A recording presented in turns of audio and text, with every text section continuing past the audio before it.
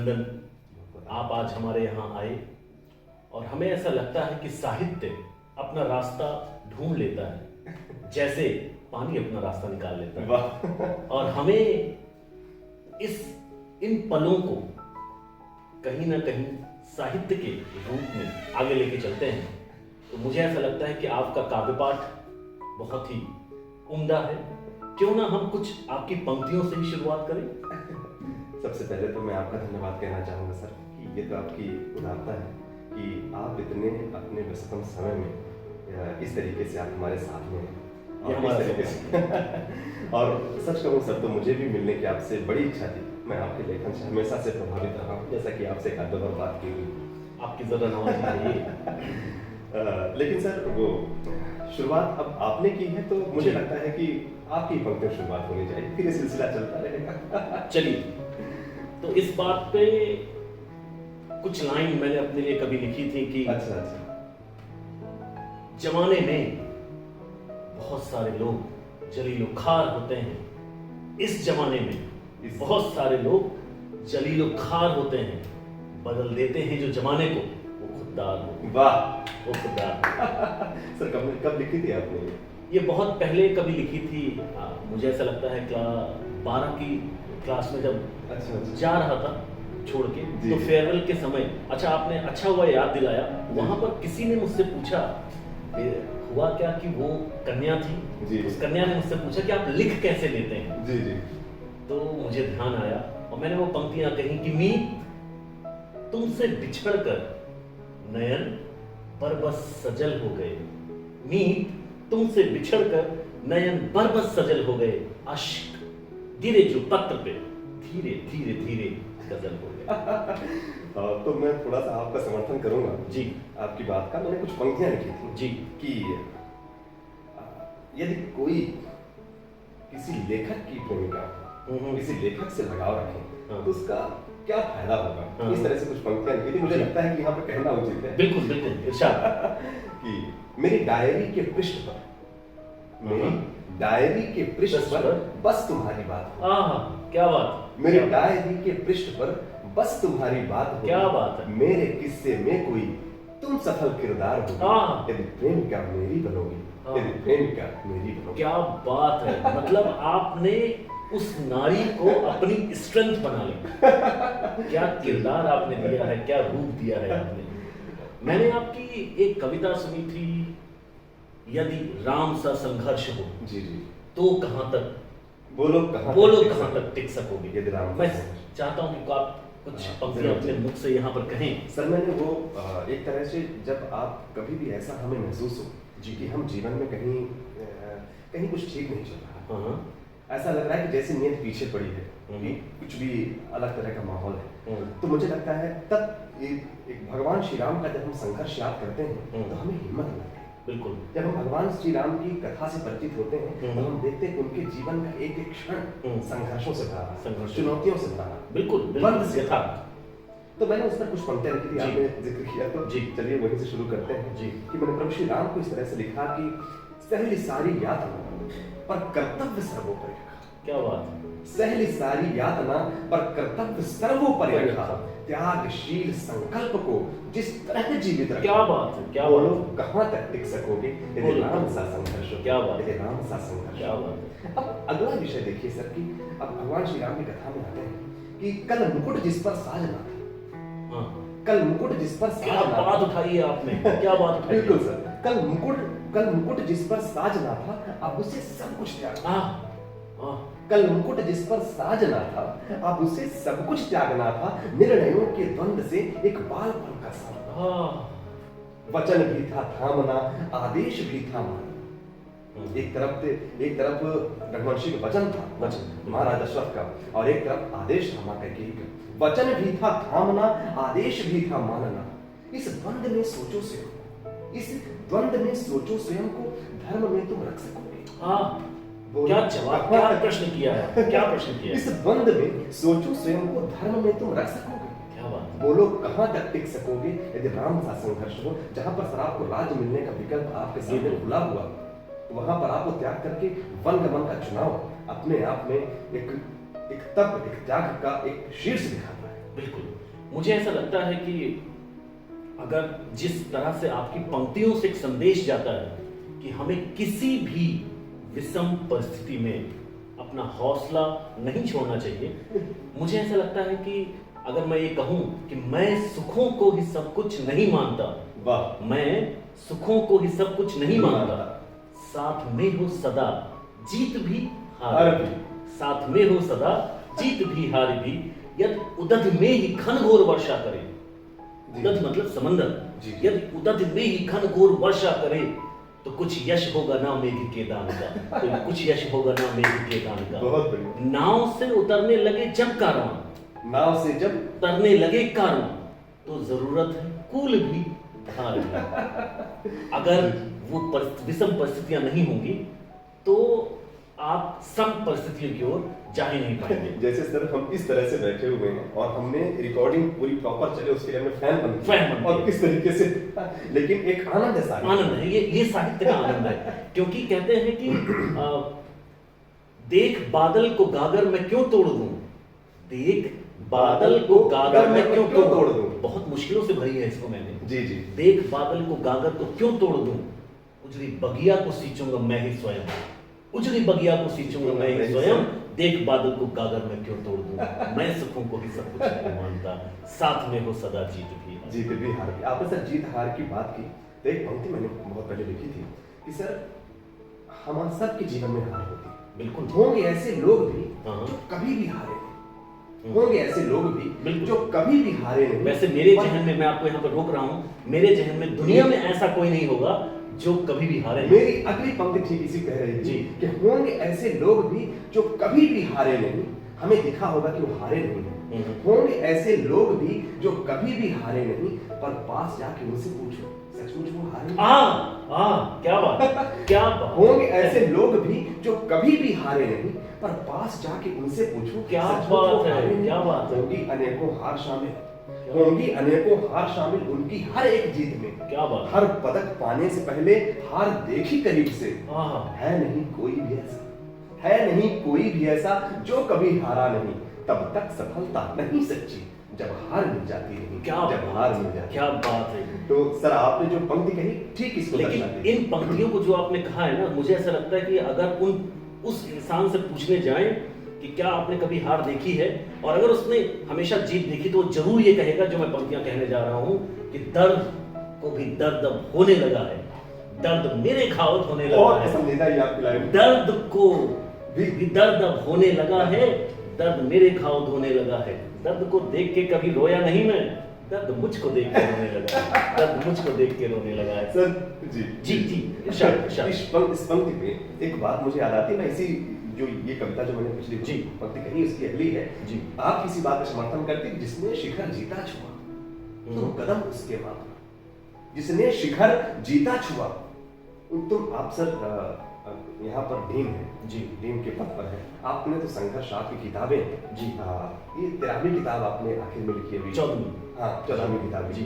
तो आप खुद ही समझते हैं सर कि जिस तरीके से आपका एक संघर्ष रहा, तो ये मुझे लगता है कि ये हम सब के लिए, आपके लिए तो खासकर है कि जिसने शिखर जीता छुआ तुम कदम उसके मापना, जिसने शिखर जीता छुआ तुम कदम उसके मापना, जो वृक्ष फल लादे खड़ा है उसकी जड़ों को मापना। क्या बात, क्या बात। जिसने शिखर जीता छुआ तुम कदम उसके मापना, जो वृक्ष फल लादे खड़ा है उसकी जड़ों को आंकना।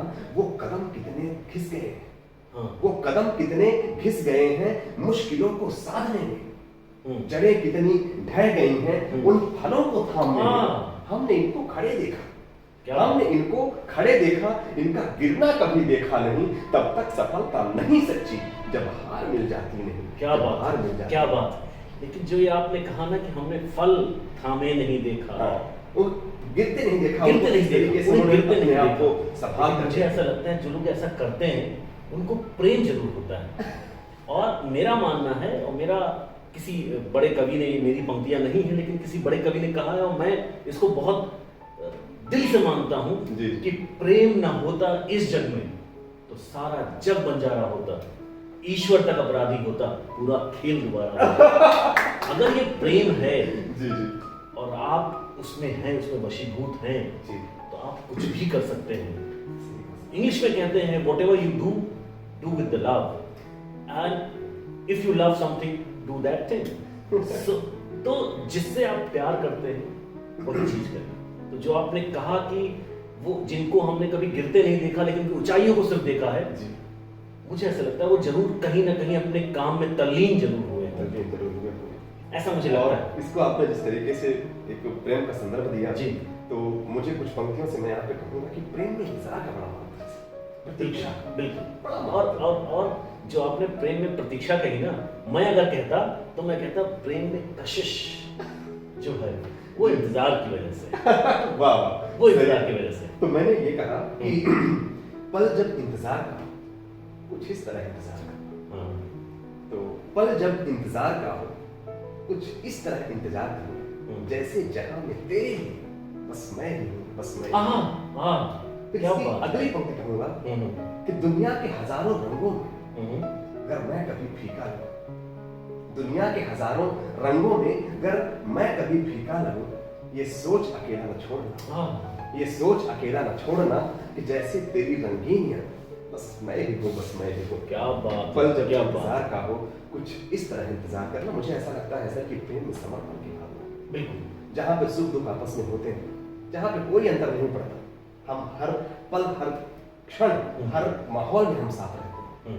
अगर मैं कभी गिर पड़ूं दुनिया के हजारों रंगों में, ये मैंने कह दी, मुझे एक पंक्ति मुझे याद नहीं है कि बात चलती रहेगी तो याद आएगी तो मैं सुनाऊंगा, लेकिन कुछ इस तरीके से है कि बिल्कुल नहीं याद आ रहा है। कोई बात नहीं। देखिए प्रेम की जब बात की, समर्पण की बात की जी, मुझे ऐसा लगता है कि हर इंसान जी जी प्रेम में वशीभूत तो है, चाहे वो मीरा हो, चाहे वो राधा हो, चाहे वो अपने कन्हैया के और वो अमर है, और वो अमर है। प्रेम शाश्वत है और प्रेम अमर है। प्रेम एक बाप का एक माँ से भी है, एक बेटे से भी है, बेटी से भी है। बिल्कुल। मैं आपको यहाँ एक संदर्भ याद बताना चाहता हूँ कि एक गरीब बच्चा, एक गरीब बाप जब अपने बच्चे को कुछ काम करते हुए देखता है तो गर्व से सीना फूल जाता है उसका। जी जी। लेकिन वो बच्चा उस हकीकत को सामने कैसे रखता है, इस पे मैं आपका ध्यान चाहूंगा कि वो बच्चा कहता है परिंदा हूं ये फितरत है मेरी उड़ना नहीं आता, परिंदा हूं ये फितरत है मेरी उड़ना नहीं आता, जमीन पे आ तो जाता हूं मगर बैठा नहीं जाता, जमीन पे आ तो जाता हूं मगर बैठा नहीं जाता। वही आटे की चिड़िया, गांव में अक्सर देखा होगा अपने माँ बाप बच्चों के आटे की चिड़िया बना के देते खेलने के लिए, वही आटे की चिड़िया, वही रोटी का टुकड़ा। खिलौना हमको कभी रोने पे लाया नहीं जाता, खिलौना हमको कभी रोने पे लाया नहीं जाता। बयाबानों के पौधों की तरह है जिंदगी अपनी, जो सड़क के किनारे पौधे उगते रहते हैं, बयाबानों के पौधों की तरह है जिंदगी अपनी। हम अपने दम पे बढ़ते हैं, हमें पाला नहीं जाता। और ये विश्वास कि हम अपने दम पे बढ़ते हैं, बाप देख के खुश हो जाता है। और वो ये कहता है मैं मुंह फेर लेता हूं उधर देखा नहीं जाता, मैं मुंह फेर लेता हूं उधर देखा नहीं जाता। सूखे निवाले मेरे बच्चों के गले में जब अटक जाते हैं, सूखे निवाले मेरे बच्चों के गले में जब अटक जाते हैं, मैं मुंह फेर लेता हूं उधर देखा नहीं जाता। अभी पैर हैं कुछ छोटे, अभी पैर हैं कुछ छोटे, अभी पैर हैं कुछ छोटे, नहीं आते हैं पैडल तक। वो रिक्शा खींचता तो है मगर खींचा नहीं जाता, मगर खींचा नहीं जाता। और ये उसका प्रेम है, ये उसका प्रेम है बेटे का बाप की तरफ, बाप का बेटी की तरफ, कि वो परिवार चला सके। तो ये है प्रेम में समर्पण, मुझे ऐसा लगता है। बिल्कुल प्यारे सर, आपने जो बारीकी और जिस तरीके से आपने वो प्रतीकों का इस्तेमाल किया सर, हम सब ने इस तरह के दृश्य देखे। जी बिल्कुल, बहुत सुंदर सर, बहुत अच्छी पंक्तियां, और मुझे लगता है कि जीवन संघर्षों का ही नाम। बिल्कुल मुझे एक पंक्ति याद आती है जी कि माना कि मुश्किल भारी है, माना कि मुश्किल भारी है पर तुझमें क्या लाचारी। हाँ क्या बात। माना कि मुश्किल भारी है पर तुझमें क्या लाचारी है, ये हार नहीं बाहर की है भीतर से हिम्मत हारी है। क्या बात है, क्या बात। माना कि मुश्किल भारी है पर तुझमें क्या लाचारी है, हम में क्या लाचारी है, ये हार नहीं बाहर की है भीतर से हिम्मत हारी है। उठ रहे यहाँ सब गिर गिर कर, उठ रहे यहाँ सब गिर गिर कर, ना उठ तू यूं ही लेटा रहे, एक ताने की तरह है, ना उठ तू यूं ही लेटा रहे, सब जाग रहे तू सोता रहे, किस्मत को थामे रोता रहे। जब मैं सर ये विद्यार्थियों के हिसाब से लिखा था। बिल्कुल बिल्कुल सही कह रहे हैं, बिल्कुल सही कह रहे हैं कि तू जाग, सब जाग रहे तू सोता रहे। एक ताने की तरह है ताने कि देखो कहाँ पे माना धूप अभी सिरहाने हैं, मौसम जाने पहचाने हैं। मैंने यहाँ पर ये कहना चाहा कि सब चीजें स्थित ठीक है, सब कुछ बढ़िया चल रहा है। धूप अभी सिरहाने हैं, मौसम जाने पहचाने हैं, रात अभी तो घंटों है, बस कुछ पल दूर ठिकाने हैं, इतनी दूरी तय कर आया। क्या बात है, इतनी दूरी तय कर आया, दो पग चलने में रोता रहे, सब जाग रहे तो सोता रहे, किस्मत को थामे रोता रहे, किस्मत को थामे रोता रहे। क्या बात, किस्मत की बात कही आपने। मुझे ऐसा लगता है कि किस्मत खुद से बनाई जाती है जी। ये लकीर या हाथ की हो। लोग कहते हैं कि आपके हाथ में किस्मत रेखा नहीं है तो हम कुछ कह नहीं सकते। ये बहुत सामान्य सी बात है जो मैं कहने जा रहा हूँ कि हाँ, किस्मत तो उनकी भी होती है जिनके हाथ नहीं होते। तो ये जो आपने कहा ताने मारे हैं आपने, यकीनन आपने ताने मारे हैं और मारने भी चाहिए जो किस्मत का सहारा लेके बैठे रहते हैं। मुझे ऐसा लगता है श्री कृष्ण ने युद्ध में अर्जुन को भी ऐसे ही कुछ ताने मारे थे जिसके बाद उनका विश्वास जगा था। जी जी जी। जिसके बाद वो धनुष अपना गांडीव उठा पाए थे। जी। तो विश्वास तो बहुत जरूरी है और बिना विश्वास किए अगर आप बहानों पे रहेंगे तो शायद कुछ नहीं कर सकेंगे। क्योंकि अगर मैं रामायण का प्रसंग याद करूं तो जब बजरंगबली जी को, हनुमान जी को जब लंका पार जाना था तो उनकी शक्तियां उन्हें याद दिलाई गई थी। बिल्कुल कि आप पवन वेग से जा सकते हैं और समंदर को नाप सकते हैं। काच साध रहे बलवान, काच साध रहे बलवान। तो ये तो जो ये अगर बच्चे सुन रहे हैं और बच्चे हमें देख रहे हैं कहीं से भी, तो मैं कहना चाहूंगा कि कभी भी किसी भी बहाने के पीछे अपने आप को मत छिपाओ। अपने आप को उस तम में लेके आओ, तपाओ। मुझे लगता है कि तपने के बाद ही सोना निखर के आता है। और क्या सर, तो वो जरूर होना चाहिए। और मुझे एक सर आपने यहाँ पे कहा तो देखिए, एक इसी पर मैंने कुछ लिखा था कि सपनों की जब बात हो मैं किसी की सुनता नहीं, मेरा हारना तय है तुम्हारा जीतना, माना मेरा हारना तय है तुम्हारा जीतना, लेकिन कभी ये बात भी मेरे लिए मत भूलना, खेले बिना ही खेल है, खेले बिना ही, मैं पहले से ही कि हार नहीं मानते, खेले बिना ही खेल में हथियार मैं रखता हूं। क्या बात। सपनों की जब बात हो मैं किसी की सुनता नहीं। क्या बात। मैं किसी की सुनता नहीं। क्या बात। ये जिजीविषा होनी चाहिए। अगर आप कोई काम करने जा रहे हैं तो ऐसी जिजीविषा जरूर होनी चाहिए, अदरवाइज आप जिंदगी में कुछ नहीं कर सकते। क्योंकि जब तक आप ठानेंगे नहीं तब तक आप कुछ नहीं कर सकते। और मैं उन बच्चों को ये सलाह देना चाहता हूँ कि जो जिनके लिए आपने कहा कि तू सब जाग रहे तू सोता रहे, मैं उनसे कहना चाहता हूँ कि बचपन की किलकारियों को, बचपन की किलकारियों को ना हंसने की कोशिश करो तुम। फूल पे बैठी तितलियों को, फूल पे बैठी तितलियों को ना पकड़ने की कोशिश करो तुम, ना पकड़ने की कोशिश करो तुम। बहुत सही सर। और ये एक आपकी ये पंक्ति का मुझे बड़ा इंतजार था। और सच में देखिए ना, हम और आप जब इसको कर रहे थे कि हम इसे कैसे बनाएं, कैसे क्या, कुछ ऐसे साथ में बैठ करके कुछ यादें, तो हम लगा था कैसे क्या करेंगे। और देखिए ये प्रवाह बिल्कुल साहित्य यही है। जब पंक्तियों की, कविताओं की बात कहते हैं ना, स्पॉन्टेनियस फ्लो है। जी जी जी। सो वो फ्लो आएगा ही आएगा, वो बातें बनेंगी, होंगी, चलती रहेंगी। सर कुछ पंक्तियां आपने कल 15 अगस्त के लिए स्वतंत्रता दिवस पर कुछ लिखी थी। हाँ, मैंने कुछ 1 मिनट में ताजी लिखी है शायद वो। जी कि और सर इस तरह से पर्चा बनाना ना सर मैंने आपसे सीखा। अरे ये हार जीत के ताने बाने, हार जीत के ताने बाने युग ने स्वयं लपेटे थे। उसे गर्व था कोटि कोटि, उसके गर्वीले बेटे थे। उसे गर्व था कोटि कोटि, उसके गर्वीले बेटे थे। पड़ी गोलियां कलियां जैसे, पड़ी गोलियां कलियां जैसे आसमान से बरस पड़ी, और कटे शीश लेने को युग की बोटी बोटी तरस पड़ी, की बोटी बोटी तरस। वाह, मुझे वो पंक्ति जो हम सब के बिल्कुल हृदय में सुरक्षित है, और हर किसी की जुबान में जब देश की बात आती है, हमने कहीं बात देश तरफ करनी है। जी, ऐसा लगता है कि हम देश कैसे छूट सकता है। जी। कवि का को काम ही यही है। जब मैं कहता मतलब मेरा मानना है, कहना है कि जब माँ शब्दों की तारतम्यता से जी बच्चों को लोरी सुनाती है तो बच्चा सो जाता है। जी जी और अगर कवि अपने शब्दों की तारतम्यता से देश को जगाने जाएगा तो वीर सिपाही खड़े हो उठेंगे। उस कवि ने माखनलाल बहाकर माखन त्रिवेदी जी ने कितनी सुंदर पंक्तियां कही हैं, हम सब उससे परिचित हैं। हम सबको बच्चे बच्चे को जुबान में है कि मुझे तोड़ लेना। क्या बात, क्या बात है। मुझे तोड़ लेना बनमाली, बहुत बहुत पर तुम देना पे। पुष्प का समर्पण देखिए, पुष्प उसको पुष्प जनता का समर्पण दिखाया किस तरह से पुष्प के माध्यम से। एक पुष्प क्या कर सकता है, लेकिन उसकी क्षमता देखिए जी कि चाह नहीं मैं सुरबाला के गहनों में गूंथा जाऊं। क्या बात है। चाह नहीं प्रेमी माला में बिन प्यारी को ललचाऊं, चाह नहीं देवों के सिर पर चढ़ूं भाग्य पर इठलाऊं।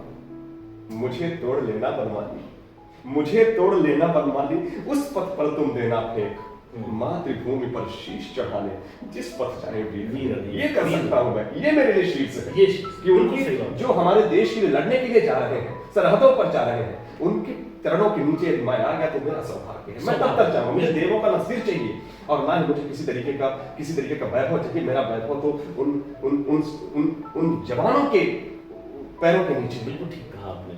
ये माखनलाल चतुर्वेदी जी ने इतनी मासूमियत से इतने अच्छे से शब्दों को, मतलब वो तो हमारे प्रेरणा पुष्प की अभिलाषा नहीं, पुष्प की अभिलाषा तो जन की अभिलाषा है। और उस मतलब चतुर्वेदी जी ने इस तरीके से उनको हमारे सामने रखा है कि हमारे रोम जी को वो ढा देते हैं, जगा देते हैं। और हम सब जब स्कूल टाइम में सर वो रचनाएं पढ़ते थे जी, तो हम लोग को याद कराई जाती थी, वो याद हो गई। और सर ये रचना इस तरीके से याद हो जाती थी, हम लोग को ढूंढे मार मार के याद कराया जाता जब उस तरह से हमारी 5वीं क्लास में थी। तो मैं अपना अनुभव बता रहा हूँ। और सर जब मैं बड़ा हुआ तो पंक्तियां तो याद थी, और एक दिन आपको ऐसे याद में आ जाएगा कि हमने बचपन में कविता पढ़ी है या कहीं देखी थी, तो फिर आप उसको दोबारा पढ़ते हैं और जैसे उसका मर्म जब आपके साथ समझ में आता है, जब उसमें आपके भाव जुड़ जाते हैं, जब आपकी आत्मीयता, तो जो देश प्रेम की भावना जागृत होती है और जो उस पुष्प के समर्पण से अपना समर्पण जागता है। क्या बात, क्या बात। तो मैं उन लोगों, कुछ लोगों को जी कहते हैं ना, देश में कुछ लोग सो रहे हैं, सुसुप्त अवस्था में हैं, जी उनके लिए कहना चाहता हूं कि जन्मभूमि पर जो मिट जाए उसकी सफल जवानी है। वाह। जन्मभूमि पर जो मिट जाए। आपने पुष्प की बात माखनलाल चतुर्वेदी जी के द्वारा की है, मैं इंसानों की बात करना चाहता हूं कि जन्मभूमि पर जो मिट जाए उसकी सफल जवानी है। जो स्वदेश हित काम ना आए वह माटी जिंदगानी है, वह माटी जिंदगानी है। और बैरी खड़ा दहाड़े, बैरी अगर कोई दुश्मन आके हमारे सीमा पे खड़ा हो जाए, बैरी खड़ा दहाड़े, भूले कहां कहानी, शानू भूले कहां कहानी में। और मैं उनसे कहता हूं कि ऐसा अवसर नहीं मिलेगा, ऐसा अवसर नहीं मिलेगा। आग लगा दो पानी में। बहुत बढ़िया सर, बहुत बढ़िया। और एक पंक्ति से मैं अभी, मुझे लगता है कि काफी समय हो गया जी, तो एक पंक्ति से इस यात्रा हम लोग विराम दूंगा जी। लेकिन सर आपको एक पंक्ति सुनानी पड़ेगी, आप पेपर रख नहीं सकते जी, आखिर आपको भी करना पड़ेगा। शुरुआत आपने ठीक है, जैसा आपका आदेश। तो मैंने सर देश पे पंक्ति लिखी थी, आपने सुनी थी, आपने कई बार उसको काफी भाव दिए जी कि मैं धन्य हूँ जन्माया। अपने देश की महानता, अपने देश के गौरव पर मैंने कुछ पंक्तियां लिखी थी। और अक्सर मैं जहाँ पर जाता हूँ, जब देश की बात आती है तो पता नहीं मैं इस पंक्ति को नहीं बोलता, चाहे मैं कितना कुछ भी बोल दूं, लेकिन जब इस पंक्ति का जिक्र नहीं होता, इस पंक्ति को नहीं पढ़ता तो अधूरापन लगता है। बिल्कुल सही कह रहे हैं। आपके भी समय में ऐसे कुछ आपके साथ भी ऐसा होता होगा कि कुछ पंक्तियां आपके मन में बसी हुई होती। मुझे ऐसा लगता है कि हर इंसान के साथ ऐसा होता है जो कवि है। हम अगर अपने कुमार भाई की बात करें, जी अरे कुमार विश्वास जी जो हमारे विद्वान विद्वत, पता नहीं उनके लिए शब्द नहीं है हमारे पास, वो जहां कहीं भी जाते हैं जी, कोई पागल समझता है, कोई दीवाना। वो पंक्तियां उनसे लोग बिना दोहरवाए रहते नहीं। तो आपकी पंक्तियां जी तो मैंने देश पर लिखा था कि हमारे देश की महानता क्या क्या है। भारत भुवन की नींव में है शौर्य की उत्कृष्ट प्रतिमा। भारत भुवन की नींव में है शौर्य की उत्कृष्ट प्रतिमा। भारत के कंठों में भरी है वीरता की दिव्य गरिमा। भगवान की अद्वितीय कृतियां, क्या अभी आज हम भगवान श्री कृष्ण की जन्मभूमि में हैं। भगवान की अद्वितीय कृतियां हुई हैं जिस देश में, भगवान की अद्वितीय कृतियां हुई हैं जिस देश में, संस्कृति के बीज निर्मल अंकुर हुए ऋषि भूमि में। क्या बात है। प्रकृति ने ही स्वयं आकर क्या बात है। प्रकृति ने ही स्वयं आकर दे गई हो अमर छवियां। गगन धरती जल हवाएं दिन रात गाएं जिसकी महिमा, अखिल आदि अद्वितीय भारत। मैं धन्य हूँ जन्माया हाँ, मैं धन्य हूँ जन्माया हाँ। और इसके पीछे अब मुझे लगता है कि मैं जिन पंक्तियों का आप जिक्र कर रहे थे, जी जी। इसके पीछे जो मैं धन्य हूँ जन्मा यहाँ, उसके पीछे गूढ़ रहस्य है जो मैं कहना चाहता हूँ कि हम सभी देशजनों में एक भावना है कि धमकी से किसी जुल्मी की हम डर नहीं सकते। धमकी से किसी जुल्मी की हम डर नहीं सकते, समझौता किसी देश से हम कर नहीं सकते। क्या डालेगा कोई फूट, ये घर है कबीर का, बंटवारा कभी हो नहीं सकता तुलसी से मीर का। और शायद भारत एकता अनेकता इन सबको जोड़ दें तो हम यही कहते हैं कि भारत की जो स्ट्रेंथ है एकता में अनेकता है। तो सर आपने जब ये पंक्तियां कही तो मुझे लगता है कि अभी अंत नहीं, अभी एक और आखिर फिर इसके बाद आप गए जी। मैंने कुछ पंक्तियां लिखी थी, आपने कबीर और सुर की बात की जी। तो मैंने पंक्तियां लिखी थी कि जिस हृदय ने कृष्ण का जीवन उतारा, जिस हृदय ने कृष्ण का बचपन उतारा, जिनसे जीवन राम का घर घर सिखाया। जिस हृदय ने कृष्ण का बचपन उतारा, जिनसे जीवन राम का घर घर सिधारा, और नदी के पाट जिनसे हरि कथा गाने लगे, उन्हीं तुलसी सूर का यह देश है। क्या बात। लाखों स्वर का ग्रंथ मेरा देश है। क्या बात। ज्ञान का विज्ञान का गणवेश है। ज्ञान का गणवेश है। और आपने जब कहा कि अंत मुझे ही करना पड़ेगा, तो मैं अपनी इस बातचीत के माध्यम से लोगों को बताना चाहता हूँ, कहना चाहता हूँ कि ये देश तुलसी का है, कबीर का है, विदुषी का है, अरुंधति का है, अनसुईया का है। हमें कोशिश ये करनी है कि इस देश में जो कुरीतियां हैं उनको खत्म करना पड़ेगा, हमें आगे आना पड़ेगा।